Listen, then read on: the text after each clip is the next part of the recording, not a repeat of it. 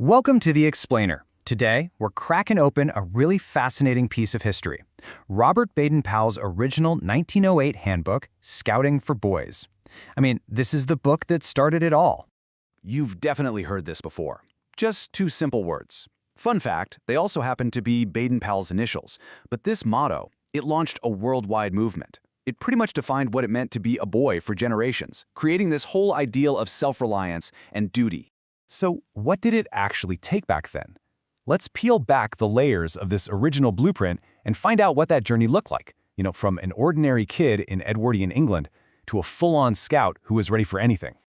First things first, the book had to sell the dream. It wasn't just about a cool uniform and some badges. No, it was presenting the scout as a hero in the making, part of this grand adventure.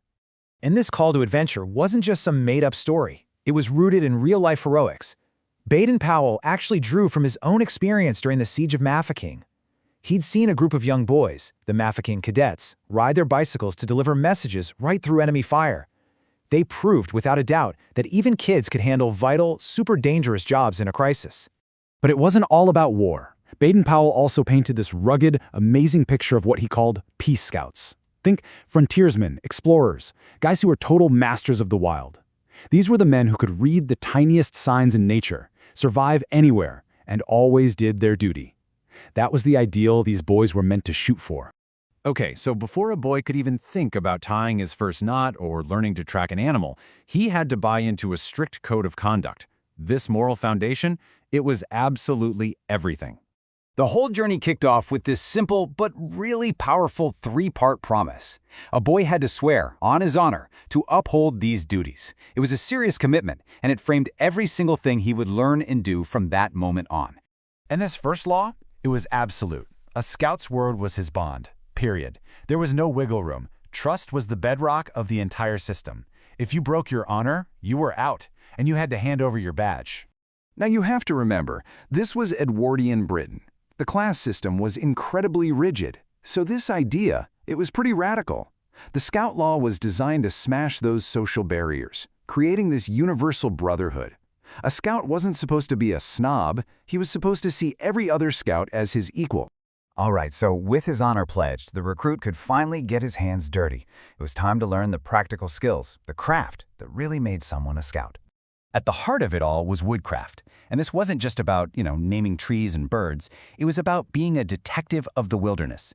It meant being able to read the story of what happened there from the tiniest clues. A broken twig, a faint footprint, a single strand of hair. It was all about sharp observation and deduction. And to really hammer this home, the book uses a dramatic true crime story. This showed that these skills weren't just for playing games in the woods. Here you have a real-life example where a boy's super keen observation of a tiny detail, the unique nails in a man's boot, led directly to the capture of a murderer. What a powerful lesson, right? Observation, deduction, and civic duty all rolled into one. But here's the thing. Scouting was never meant to be a solo mission. A huge part of its genius, and why it spread like wildfire, was its totally unique way of organizing the boys. Baden-Powell invented the patrol system. You'd have a small group of about 6 to 8 boys, led by one of their own peers, and they'd form this really tight-knit team. And the cool part? Each patrol had its own animal identity, a secret call only they knew, and their own colors. It created this instant bond and a real sense of belonging. So finally, after you've pledged your honor, you've started learning the craft, and you're bonded with your patrol, now you have to prove it. You had to face a series of tests to show you were truly worthy of being called a scout. And you can see how the requirements really ramped up. You'd start with basic skills, like tying knots. But to become a first-class scout, whoa, the tests were serious. We're talking tests of self-reliance, of endurance.